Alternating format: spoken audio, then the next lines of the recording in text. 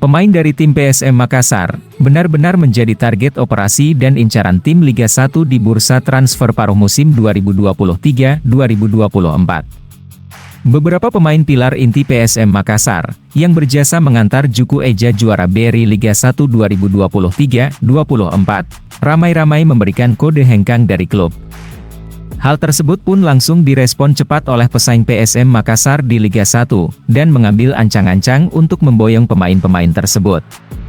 Nama-nama pemain seperti Yuran Fernandes, Yance Sayuri, Yakob Sayuri hingga Kenzo Nambu memberikan sinyal untuk hengkang dari PSM Makassar. Adapun klub-klub yang langsung bereaksi, dan secara terbuka ingin mendatangkan pemain-pemain tersebut.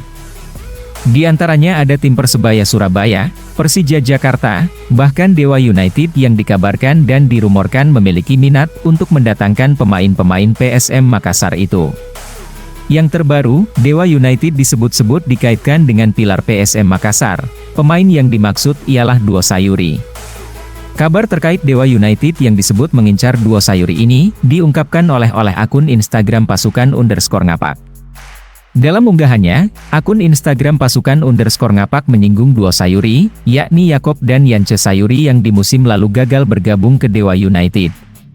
Sebelumnya, winger sekaligus pemain kembar yang dimiliki PSM Makassar yakni Yakob dan Yance Sayuri memberikan kode bahwa mereka juga bakal meninggalkan tim ini.